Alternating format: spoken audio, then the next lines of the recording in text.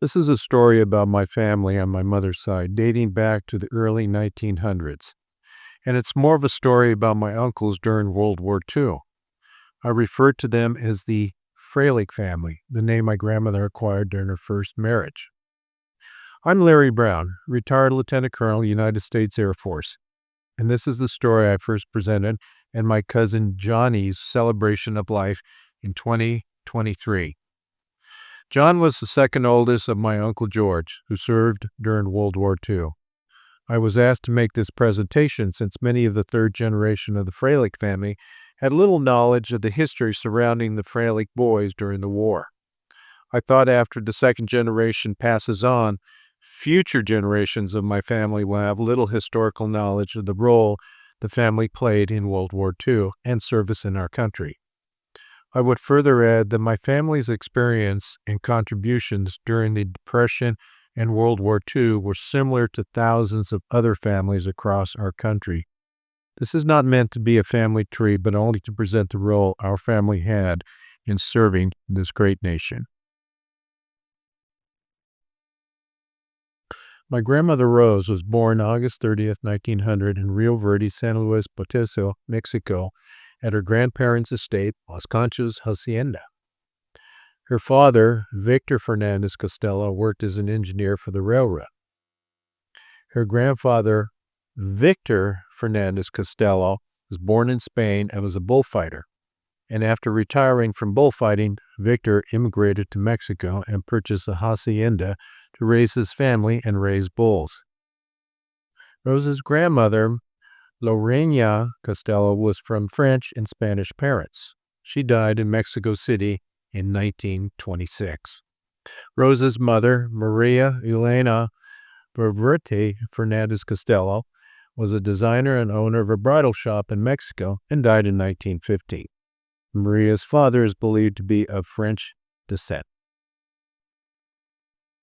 Rose and her younger sister, Victoria, lived a comfortable life in their early years, and Rose married at a young age to Giovanni Freilich, a wealthy businessman. His father, Ramilo Freilich, was born in Germany, and his mother, Josephine, was born in Austria. Rose and Giovanni were married in 1915 at the Presidential Palace in Mexico City. Rose and Giovanni had two sons, Victor and John Freilich. Unfortunately, her husband, Giovanni, was overcome with pneumonia and died on the day John was born, June 1st, 1919. After his death, Rose moved to the United States on November 5th, 1920, and lived in San Antonio, where she met her second husband, Juan Salgado, who was a successful businessman and sculptor whose work can be seen in San Antonio today. Rose and Juan had two children, Louis, born 1921, and Gloria, my mother, born 1923.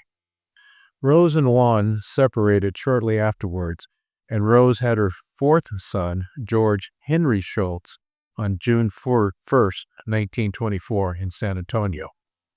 Information on George's father is not known. However, Schultz is a German surname and also appears in Dutch with a similar meaning related to village leadership. Sometime afterwards, Rose made the wise decision to take the last name of her first husband, Freilich, with her children now having the last name of Freilich, and the family was now known as the Freilich family. My uncles, Victor, John, Louis, and George, grew up in a time far different than today. Some of us may know them as our uncles, fathers, grandfathers, or great-grandfathers, but our country knows them and many others like them as the greatest generation. They stepped forward, served, fought without hesitation in a brutal, costly world war during one of the darkest times of our country and the world. I want to take you back to an earlier time in our country. It was a time that certainly had bearing on these patriots, our uncles and fathers, which in turn shaped our lives in some fashion or another. The year is 1920. World War I had just ended, and the country was beginning to recover from this bloody and costly 4-year world war. Rose and her two boys were now settling in San Antonio, but she was unaware of the long and tough road ahead of her. My grandmother met up with a couple, Margaret and Light Townsend, who had one child, Connie, born around 1918, who later played an important role. But whatever the circumstances were, the fact remained my grandmother Rose had 5 children to care for in what was becoming severe, hard times. And in 1929, the country and the world fell into a deep and severe depression. It was a worldwide event characterized by widespread unemployment, business, and bank failures, with a sharp decline in industrial production. Our country was living in extremely tough conditions, and Rose was raising her children in the poorest of times when food, shelter, and a place to sleep were scarce. As a single mother, unable to provide for her children, Rose found a local orphanage that would be able to provide the care of her children until she could provide a stable home. There was no Medicaid, no food stamps, or any other free handouts as we have today. You made it on your own, or you just didn't make it back then. The hardships brought about by the Deep Depression were just unmanageable compared to our living standards of later years. It tested the very mettle of that generation and forged a toughness that would soon be tested on the battlefields of France, Africa, Italy, Germany, and remote islands of Guam, Okinawa, Iwo Jima, and other battlefields of World War II. Rose moved from San Antonio to Los Angeles with her children, including her sister Victoria Fernandez, around 1935. Nearing the end of the 1930s, the war machine of the German Nazi Army began their invasion of Europe and Africa. Asia was being overrun. In December of 1941, our Pacific Naval Fleet at Pearl Harbor was attacked without warning by Japan, with the loss of 21 ships and over 3,000 of our military servicemen. And with that, the United States was pulled into the bloodiest war in history. Our uncles and fathers and many others of all walks of life were also becoming of military age and would soon be called upon to ensure the freedoms that we enjoy today. Our enemies were well seasoned and battlefield hardened. They were well equipped, experienced in warfare, and committed to the bitter end. It's a two-front war, Europe and Asia, a world war that cost tens of millions in both civilian and military lives. Imagine growing up in the Deep Depression only to come face to face of a world war that claimed the lives of so many of the young who just survived the worst economic conditions in our country. The Freilich boys. Victor M. Freilich, born September 30th, 1916, the oldest of the 4 brothers and father to Rosalind and Victor Jr. Victor and his younger brother, Louis, is in this photo. In 1940, Victor began working for Walt Disney, where he was the head color artist in the segment Sorcerer's Apprentice, released in November of 1940. And in June of 1941, he became part of a special unit of Disney artists serving as a civilian component with the Army Air Corps in North Africa. Their mission was to construct from aerial flights topographical maps of the desert terrain that would aid U.S. and British senior commanders in developing combat tactics to defeat Field Marshal Rommel's army in Africa, which was Germany's top tank commander. If Rommel would have taken North Africa, Germany would have controlled the Mediterranean Sea, which was vital to our shipping lanes for supplies. And in March of 1943, Rommel's infantry was defeated in North Africa. After returning to the States, Victor met his future wife, Nora Lankin, and were married November 7, 1942. They had 2 children, Rosalind and Victor Jr. With a compelling sense to further serve his country, Victor joined the Army Air Corps and reported to Fresno for active duty. Now stationed at Hammer Field, Fresno, California, Victor was assigned to a special services unit where he worked as an artist for the Stars and Stripes, a service-wide publication. He was also instrumental in the development of military training manuals. Victor's artistic talent soon got him assigned as the primary artist in the portrait drawings of Medal of Honor and Distinguished Flying Cross recipients and other highly decorated personnel, many of them which had been killed in action. All of the drawings were in the Stars and Stripes newspaper and the Fresno Bee newspaper. And in 1946, after the war ended, Victor concluded his military service and went on to a successful career in civilian life and the raising of their family. John Freilich. The second oldest is John Freilich, born 1918. John entered active duty in 1941 in the Army Air Corps, which later became the United States Air Force. After basic training, John was assigned to the 45th Aerodrome Unit located in Nebraska for further specialized training. Afterwards, he had various assignments and was eventually assigned to the 832nd Bomb Squadron, a unit of the legendary 486 Bomb Group stationed at Sudbury, England in 1943.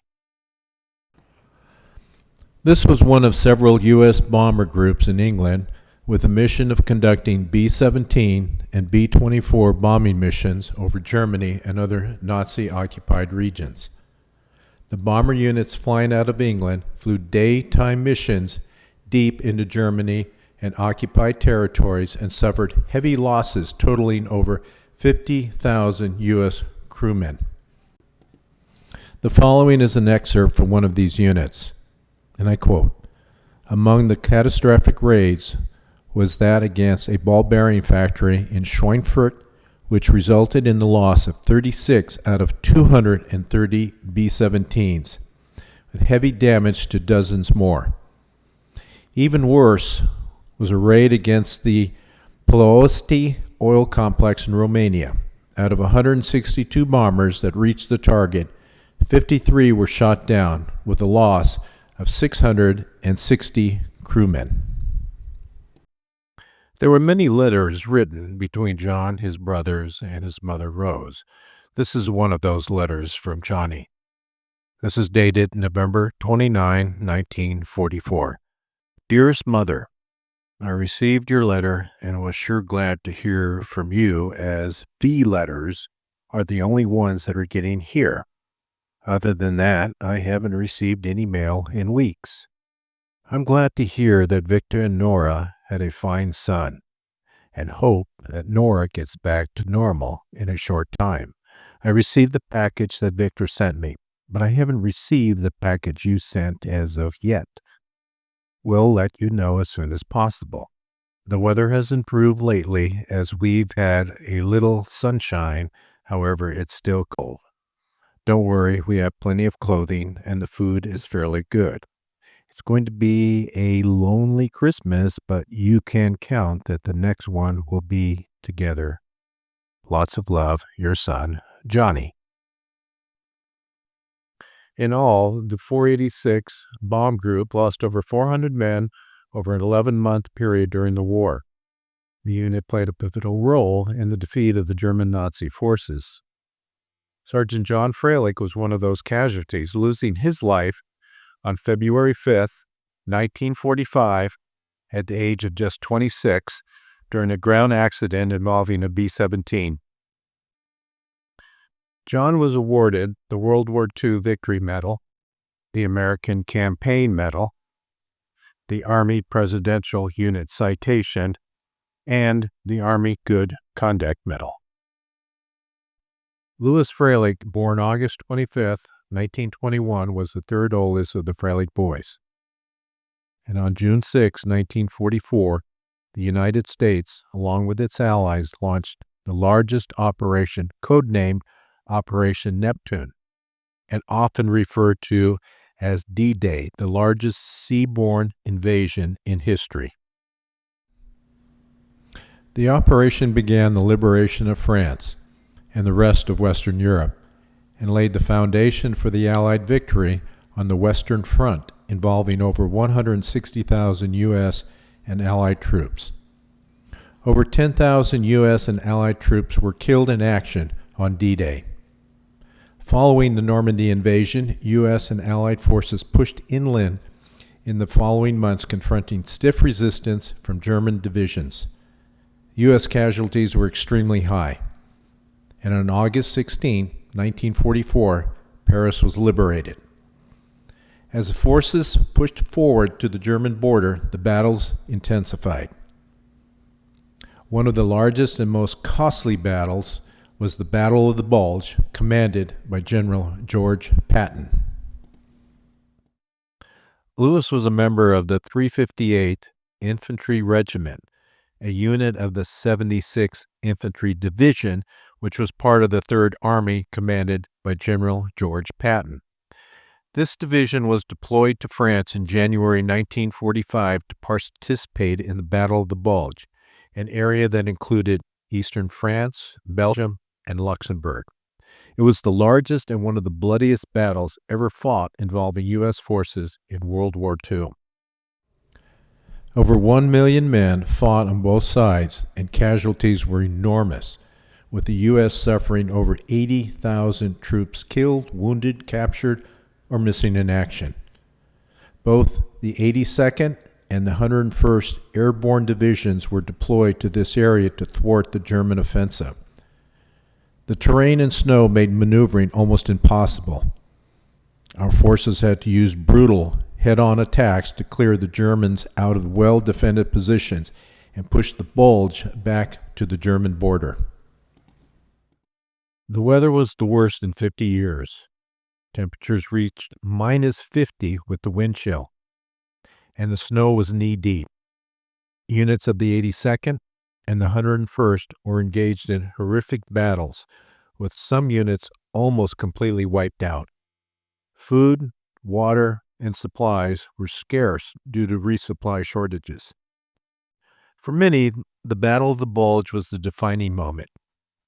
Infantry companies and battalions that came into the battle at full strength were reduced to a handful of men. Today, many of the fallen rest in U.S. memorial grounds in France and Luxembourg. The price they paid was immense, but the Battle of the Bulge broke the back of the German army, which led to their defeat and the end of the war, but at a heavy cost in lives in both U.S. and German servicemen, as well as civilian lives. The following are a few excerpts from a well-written book called Beyond Valor by Patrick K. O'Donnell on the battlefields in Europe during World War II. These are for men who fought in the Battle of the Bulge. Captain Richard Durkee, 551st Parachute Infantry Division attached to the 82nd Airborne. In January 1945, we were sent to take the small town of Reuchlin, Belgium, occupied by 500 German soldiers. Before the attack, the 551st had sustained a large number of casualties. Extreme cold, weather, trench foot, lack of armor, food, supplies, and poor communications made the attack especially bloody. Company A, commanded by Captain Durkee, consisted of 50 men before the attack. Companies B and C led the attack during the battle. And I quote, "I recognized a man running up the hill as my runner. I yelled at him to bring up the rest of the men. He replied, 'Sir, they are all dead.' I knew this was it. I crawled back during heavy fire and discovered the bodies of the men scattered across the battlefield. I said a prayer and made it back." Captain Durkee was the only surviving commander of the 3 companies, and one of only 7 men survived from A Company out of the original 50. Lieutenant Alex Anders, 506 Parachute Infantry Regiment of the 101st Airborne Division. We were ready to launch one of the last attacks near the town of Ufalis. At the time, each company had 24 men. I had fewer, and G Company had 30 men, and this was supposed to be a battalion of about 750 men. The order was to form an attack with about 60 men. We were down to about 20% of full strength in order to mount a full-strength attack against a well-dug-in German unit. It didn't make sense, but no one questioned it. We just did what we were ordered. Ken Shaker, 509th Parachute Infantry attached to the 82nd Airborne. Near the end of January 1945, time had run out for the men of the 509th. The battle-hardened unit had been in several tough battles to include North Africa. No other airborne unit had suffered more casualties than the 509th. Arriving at the Bulge as a full-strength battalion of about 700 men, the 509th was reduced to about 55 men during the intense fighting at the Bulge. Nevertheless, after the loss of so many men, another order came down to attack and secure the high ground near St. Via. The day after the attack, the 509th, the unit that made the first combat jaunt, suffering heavy casualties, was deactivated with the few remaining men assigned to other units. Lieutenant Sid Solomon, 2nd Ranger Battalion. In a description of a battle at the Bulge, he states, and I quote, "The few of us able to function were eventually able to get the wounded to cover. It was during the barrage that I carried Anderson's brother back to the bunker, and as I did so, I knew he was dying. Thus I had the dubious distinction of having held both brothers while in the process of dying within an hour of each other's death." As with his brother John, Lewis wrote and received many letters from and to his mother Rose. This one is dated January 31st, 1945. "Dear Mama, how are you? I hope very well. I received your letter dated December 24th. The letters I have received are of old dates.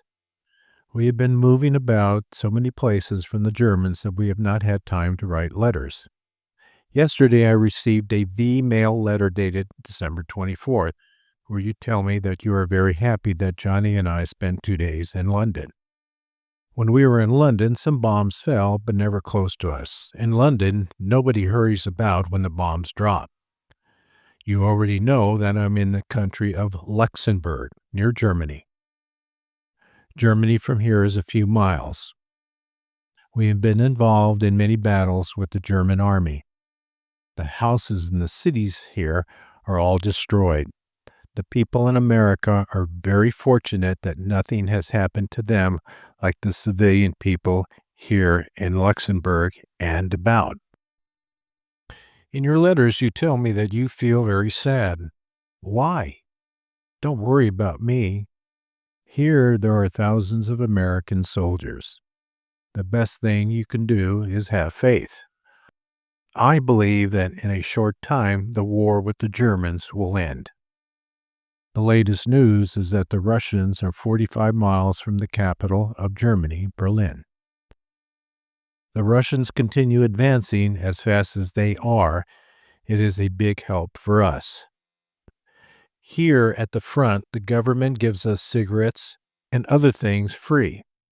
If I need something, I will ask you for it in my letters. What you can send me are sweets if you can buy them. You should see the house in the village where I'm currently staying at. The house was occupied by German soldiers until we overcame them. It is of a modern style with lights. This morning I fixed the water heater, and we now have hot water to wash our clothes and shave. The bed where I sleep has springs, and it is very comfortable. Well, Mama, that is all I can tell you right now. The only thing I ask is that you don't worry about me, and that you spend the time as if we were all at home. God bless you, and greetings to Joe, Nana, Gina, and everyone, your son who loves you very much, Louis." In another letter written to his friend Sidney, Louis writes, this is dated February 4th, 1945. "Dear Sidney, received your swell Christmas greeting. Was certainly glad to hear from you and Mrs. Tanner. I spent Christmas with one of my brothers in London. Was very fortunate in locating him and seeing him as far away from home. We're up in the front now and in General Patton's army.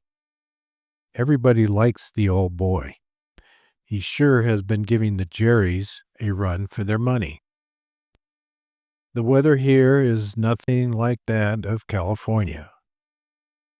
It's snow and it's knee-deep in some places and has made it very difficult for outdoor living. Most of the towns around here are in ruins and very few of them are fit to live in. I have been staying in a pretty good house, got the furnace going today, and now have steam and hot water. Well, Sydney, that's about all I can say for the present. Regards to Mrs. Tanner, your friend, Louis. On February 7th, the 76th Division, the unit my uncle Louis Freilich was in, was able to breach the heavily defended Siegfried Line. The German defensive area made up of over 18,000 bunkers, tunnels, and tank traps. It was fortified with thousands of enemy troops and artillery. This was one of Germany's defend at all cost. On February 25th through the 27th, with extremely intense fighting and heavy losses, the 76th Division, among other units of the 82nd and 101st, were able to overtake German units, allowing the crossing of the Prüm and Nems rivers. Corporal Louis Freilich lost his life during this assault on February 26, 1945, just 21 days after his brother Sergeant John Freilich was killed. Louis was just 24. 2 days later, U.S. forces pushed toward the town of Trier, reaching the Mosel and Rhine rivers and into Germany, and thus achieving a huge milestone in the war. George Freilich, father of Johnny, Vicky, George, and David, born June 1st, 1924, and he was the youngest of the Freilich brothers. So at a mere age of just 16, George Freilich decided he could not wait to be of age to join the military, and instead convinced the recruiter he was of age and enlisted in the United States Navy in February 1942, just 2 months after the attack on Pearl Harbor. As with many of that time, it was not the desire to engage in combat or being pro-war. It was an answer to a call of duty. It was a moral sense to step up, a deep desire to defend our freedoms and our way of life. They were patriotic, they loved their country, and put others before self. So after training, George Freilich was assigned to the USS Vega. The Vega was a large cargo ship measuring 400 feet in length with a crew of about 460 men. The ship was armed with 2 5-inch guns, 4 3-inch dual cannons, and 8 20-millimeter cannons. During the attack on Pearl Harbor in 1941, the USS Vega was anchored at the harbor and was credited with downing of 1 Japanese bomber during the attack. During the war in the Pacific, the USS Vega was assigned to the Pacific Fleet, carrying supplies and munitions. These waters were fraught with danger from Japanese warships. She carried vital construction materials supporting American operations in the Aleutian Islands, an area under heavy attack by enemy forces. The U.S. Navy lost 41 ships that were sunk or destroyed by Japanese warships in this area around the Aleutian Islands. And in total, 733 U.S. Navy merchant supply ships were sunk from enemy forces during World War II. A total of 31,157 naval crewmen were killed in action in the Pacific. In 1942, the USS Vega was assigned further west in the Pacific in support of amphibious operations in the Marianas, Western Carolinas, and Okinawa. These waters were dominated by enemy warships. Hundreds of U.S. ships were sunk or destroyed in the Pacific, with a loss in the tens of thousands. On June 16, 1945, while anchored off the island of Okinawa, carrying vital supplies and munitions to the Marines, the Vega was attacked by enemy aircraft and was able to counter the attack, shooting down one of the bombers before the bomber was able to release its bomb on the Vega. For its distinguished and meritorious service in battle, the USS Vega was awarded 4 battle stars and the Combat Ribbon for Pearl Harbor. While at sea to one of the islands, George contracted malaria.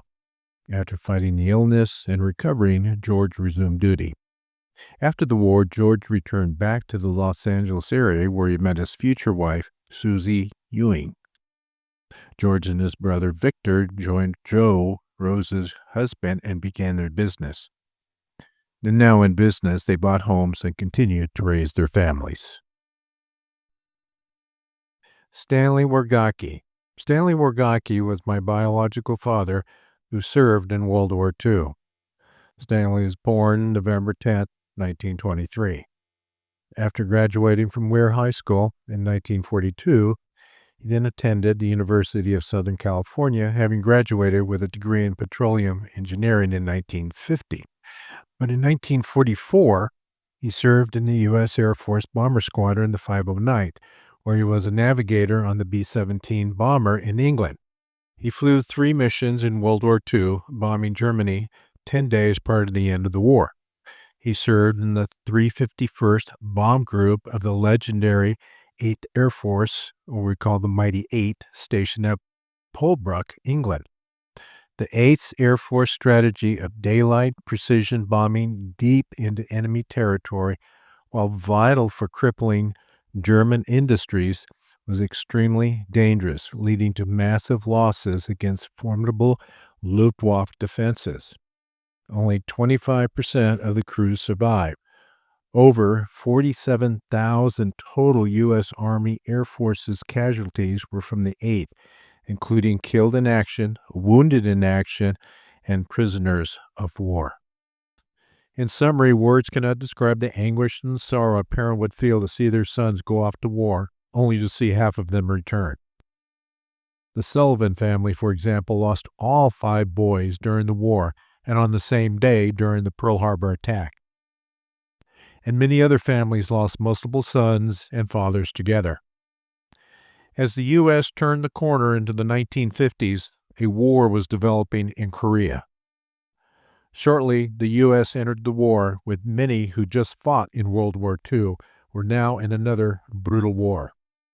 My grandmother Rose knew that there would be many mothers who would get that notice of the loss of their children, as she painfully had experienced. After World War II ended, a veterans' burial ceremony was performed at King Memorial Cemetery in San Francisco for John and Louis Freilich, both resting side by side today. The second generation. Near the end of World War II, Victor and Nora became the proud parents of Rosalind and Victor Jr. George and Sue had 4 children, Vicky, Johnny, George, and David. My mother Gloria had 3 children, Linda, my sister, myself, and my younger brother Lee. Pictured here is my brother Lee and Linda, Rosalind, Vicky, my mother Gloria, and my grandmother Rose. In all, my grandmother Rose now had 9 grandchildren. Around the mid-1950s, my mother Gloria was stricken with an illness and passed away in 1956. With the passing of our mother, Gloria, my sister and I were fortunate enough to be taken in by George and Sue for a short time. Our mother was George's older sister and now took on the responsibility to care for us until a more permanent arrangement could be made. So a family of 6 now turned into a family of 8. It was a well-disciplined household with a tall flagpole in the front from which the American flag was proudly displayed. My Uncle George was stocky and had a deep voice that meant business, but he truly had a big heart. Linda and I eventually were taken in and raised by our grandmother, Rose. My younger brother, Lee, was adopted by Rose's good friends, Connie, daughter of Margie and Pete, who lived in San Antonio. As the U.S. entered into the 60s, another war was beginning to erupt in Vietnam. And beginning in 1964, 2.2 million young-aged men were drafted into the military to support the war. And within a few years, my cousins would be at age for the draft. Rose, my grandmother, now was facing the grim reality that her grandchildren might have to serve in another war as with her own boys back in World War II. My uncle's generation, often called the greatest generation, certainly had an impact on the generations to follow. I know it had an impact on me and my cousins, not only in terms of military service, but in other aspects such as family values, common sense, respect, hard work, duty, and American pride, to name a few. So with that, I would like to recognize many of our family members who went on to serve in our military. As the Vietnam War was ramping up in 1964, my cousin Vic, son of Victor, was drafted into the U.S. Army. Vic served in the 82nd Airborne Division and the 101st in Vietnam, receiving the Purple Heart for wounds suffered in combat. He received the Air Medal, Vietnam Service Medal, Army Commendation Medal, the Bronze Star, the Silver Star for heroism and gallantry in action during combat operations against hostile enemy forces while serving in the 1st Battalion, 5th Cavalry, 1st Cavalry Division. Vic survived his tour in Vietnam with battlefield injuries. He returned back to civilian life around the late 1960s and eventually joined the U.S. Postal Service and later settled in Huntington Beach, California, marrying his sweetheart, Roseanne Colonna, having 2 children, Jared and Kim. My cousin Vicky, daughter of George and Sue Freilich, her late husband, Steve Butler, also served in the United States Navy as an admiral's aide to the Pacific Fleet. Rosalind, daughter of Victor Freilich, her son Ricky also served in the United States Army. Ricky is my Uncle Victor's grandson. My brother-in-law, Don Johnson, which is my sister Linda's husband, also served in the United States Navy on board the destroyer USS Hamburg from 1962 to 1966 during the Vietnam War. And like his father, John Freilich served in the United States Navy on the destroyer ship, the USS Mansfield, as a gunnery sergeant with duty also in Vietnam. After his duty with the U.S. Navy, John and his longtime sweetheart, Darlene, married and began their family. Pictured is the wedding with my grandmother, Rose. And as for myself, my 23 years of military service is something I will just always cherish. I was asked if I would share some of my aviation experiences while in the Air Force, which I am certainly glad to do so. Ever since I can remember, I wanted to serve in the military. I'd always wanted to become a military pilot. I was fascinated with planes. I was always glued watching TV about air combat during World War II.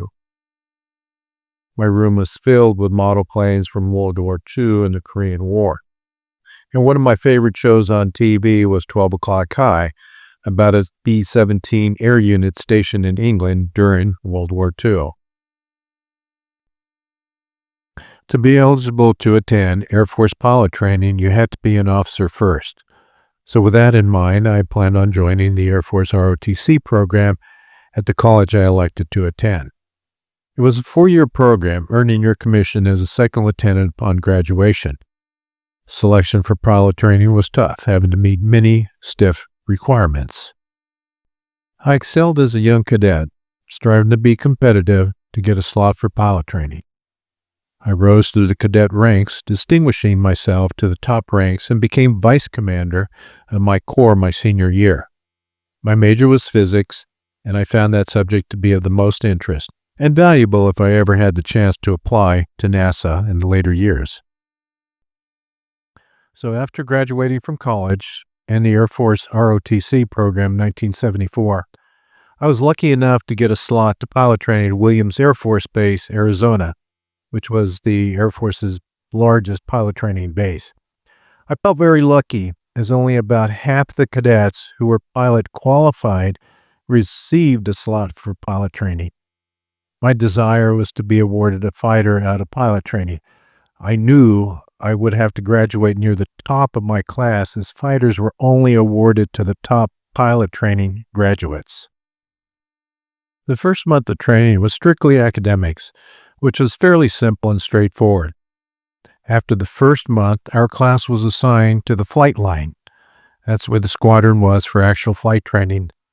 The first ride in the T-37 jet trainer was what we call the dollar ride. It was an orientation flight, not graded, not part of the syllabus. That first flight was with Lieutenant Jim Hart, my instructor pilot. I was his first full-time student. Jim was a veteran of the Vietnam War, where he served as an Army Ranger. And following, he attended the Arizona State University in the Air Force ROTC program and was commissioned a second lieutenant upon graduation and a slot to pilot training. After graduation, Jim became an instructor pilot. The next day after my dollar ride was to be my first syllabus-graded flight. Basic maneuvers were to be introduced with the student performing the demonstrated maneuvers. Jim briefed the maneuvers, and afterwards we suited up and began our flight. The first maneuver in the training airspace was what we call power on stall. Jim demonstrated the maneuver and recovery. It was then my turn. After I recovered the aircraft to a stable flight condition, Jim said, "Okay, I have the airplane." I released the controls to Jim, but after a few seconds, Jim came back and said, "Hey, I've got the aircraft." That was odd, as I did not have control of the aircraft. Something was wrong. The aircraft then entered several violent maneuvers. Jim fought with the aircraft to try and regain control. Our aircraft was out of control, headed straight down at a very fast speed. Within seconds, it became apparent the aircraft was going to impact the ground. We were still quite a ways up, but with the distance remaining, the aircraft would not have a chance to pull out.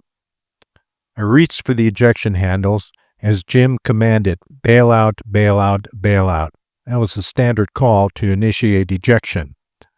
I pulled the ejection triggers and instantly was ejected from the aircraft and blacking out. As the chute deployed, I regained consciousness, only to find I was just seconds from hitting the ground. With the chute not fully opened, I hit the ground hard, fracturing my ankle. The aircraft had already impacted the ground about 20 yards from my landing spot. It was a symmetrical crater engulfed in flames. I assumed Jim had made it out, but unfortunately his ejection seat did not make it out before the aircraft impacted the ground. Jim was killed instantly. In addition to my ankle, I sustained minor injuries and was hospitalized overnight. The accident board found a failure in the flight controls that caused the loss of the controls.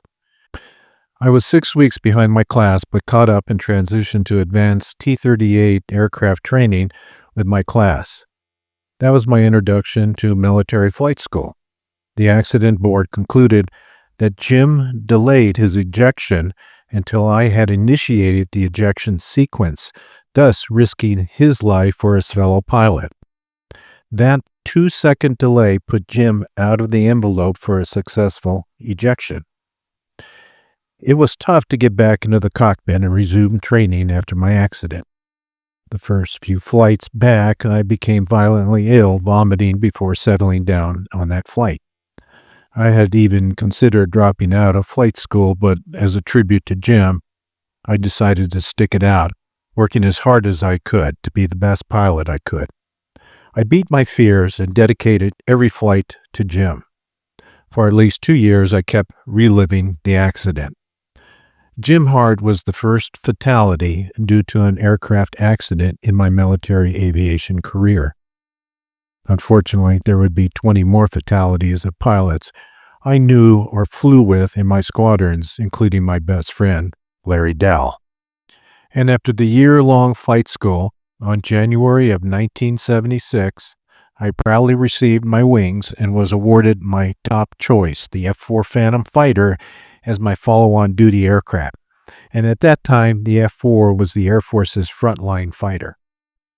After 8 months of further training in the F-4E, I was assigned to the 512 Fighter Squadron at Ramstein Air Base, Germany, and served there from 1977 to 1980 before returning to the States for a follow-on fighter assignment. In 1980, after my 3-year tour at Ramstein, I was assigned to the 526 Tactical Fighter Training Squadron located at Williams Air Force Base as an F-5 fighter aircraft instructor pilot. In addition, I was chief of aerial and surface attack academics and became an instructor pilot for incoming fighter pilots training to become instructor pilots themselves in our squadron. In 1982, I was one of 2 F-5 instructor pilots selected to attend the Navy Fighter Weapons School, Top Gun, the adversary course at Miramar Naval Air Station, California. And after returning back to the squadron, I became what we called a dissimilar aircraft aerial combat instructor pilot. This position involved deploying to other combat fighter units acting as adversary fighter aircraft employing enemy aerial combat tactics. While assigned to the 526, I applied and was accepted to the graduate program at the Fulton School of Engineering at Arizona State University. My goal was to earn a Master's of Science in Aerospace Engineering. However, due to conflicts to my flying duty and schedule, I was unable to complete the graduate program. In 1983, I was selected as the chief pilot of research at the Technology Division of the Air Force Research Laboratory located at Williams Air Force Base, Arizona. I was also still assigned to the 526 Fighter Squadron as an instructor pilot, thus I was wearing 2 hats.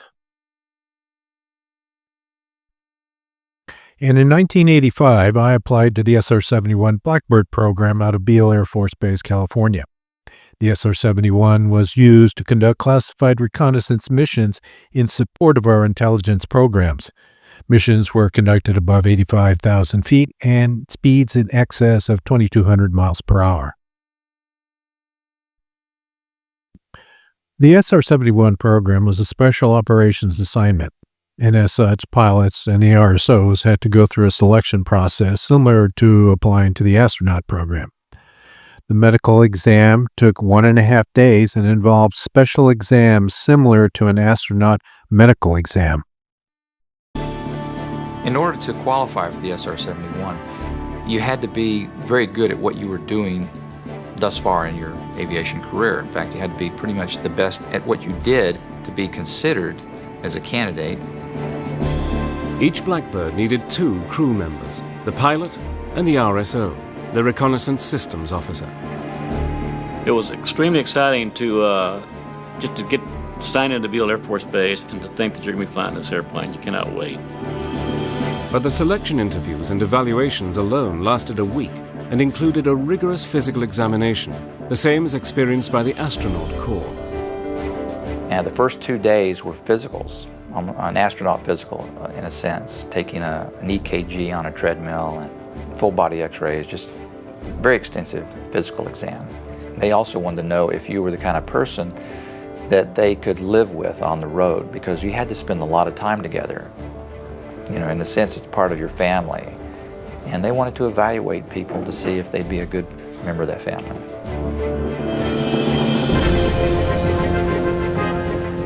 The pilot began his actual training with long hours in T-38s and in the SR-71 simulator. The intense simulator sessions tested the crew members to their limits. They basically made it a grueling experience. They would just give me multiple malfunctions to deal with. In fact, they just keep giving you another problem on top of another problem until you're juggling 5 or 6 or 7 balls at once, and eventually you have to start dropping them. And they would evaluate how you prioritized which ball do you drop. After months of training, the crews were ready for their first flight together.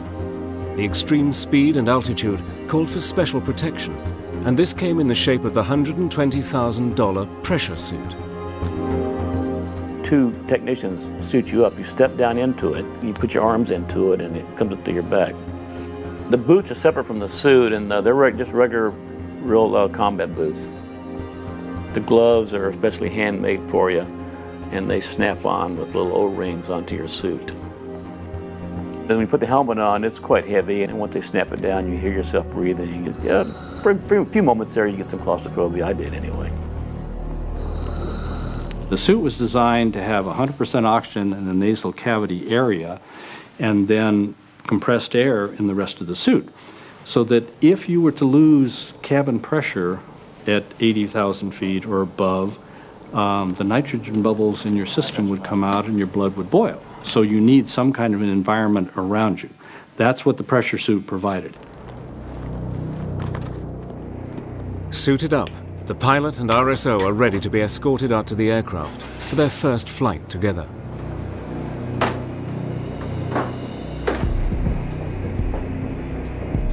There are 3 people that do nothing but strap you into the cockpit. And unlike a lot of aircraft, this cockpit is down sort of in the bowels of the aircraft. You get placed down inside the cockpit and strapped in. And then the canopy is lowered on top of you. You don't even lower it yourself. Someone has to do that for you and lock it down. You're kind of becoming part of the aircraft, and it's becoming part of you. A shot of triethylborane gas ignites the fuel, and the J-58 engines are started.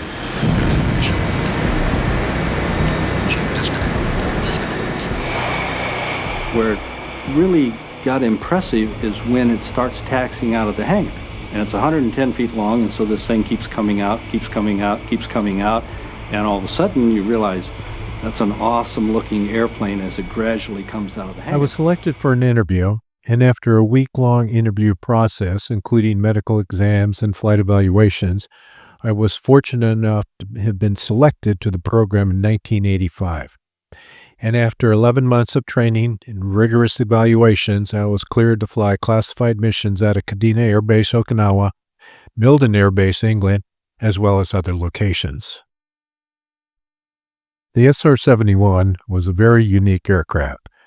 It was far more complex than other aircraft requiring unique piloting skills that was a major part of the training program. Pilots selected for the program were highly experienced in at least 2 other fighter aircraft with aerial refueling experience. It had a dual propulsion system. At the higher speeds of over Mach 1.5 or 1,200 miles per hour, the secondary system, consisting of a ramjet system, provided a majority of the thrust to attain high Mach numbers.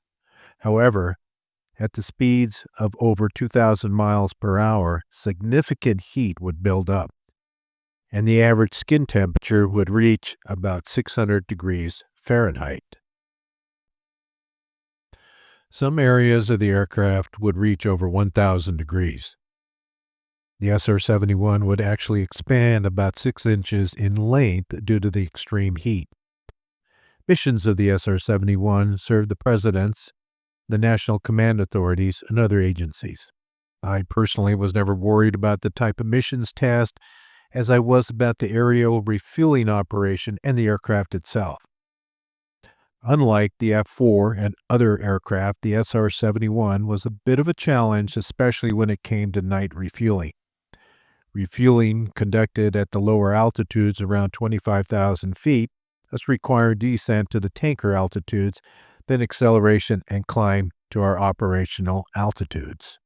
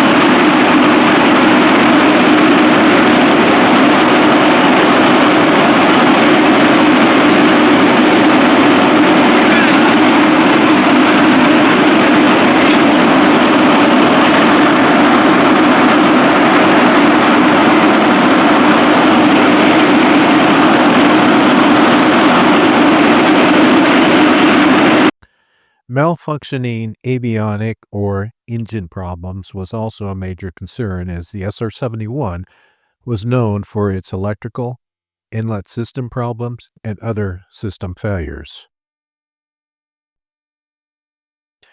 Our home was Beale Air Force Base, California, and our squadron was the 1st Strategic Reconnaissance Squadron, or the 1st SRS.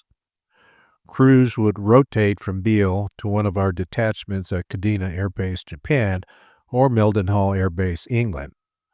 Tours would be for 6 weeks at one of the detachments before returning back to Beale for 9 weeks, then followed by another 6-week tour again at one of the other detachments. In 1990, I left active duty to fly for American Airlines while transferring to the Air Force Reserves, recruiting for the Air Force Academy. And after a total of 23 years, I retired from the Air Force. I flew for American Airlines from 1990 to 2011.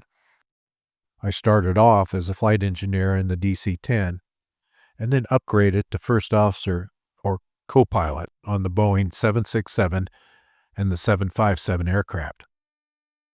In 2006, I upgraded to 767 captain. I also spent about 1 year as a Boeing 737 captain and then back again as a 767 captain. Other aspects of my life, including 5 boys we raised, Matt, Trevor, Eric, Adam, and Ryan, will be discussed in another segment at a later time. In summary, we can look back at how our families, dating back decades, helped shape our country and our personal lives. My grandmother and uncles experienced a far tougher and unforgiving time than what we have today. There is no substitute for hard work, commitment, and sacrifice. There is no shortcut to success or wealth. Guaranteed, my grandmother and uncles and aunts didn't claim victimhood. They fought forward, made sacrifices, became examples to the rest of us. They lived through a severe, deep depression, fought a world war, and rolled up their sleeves and carried on.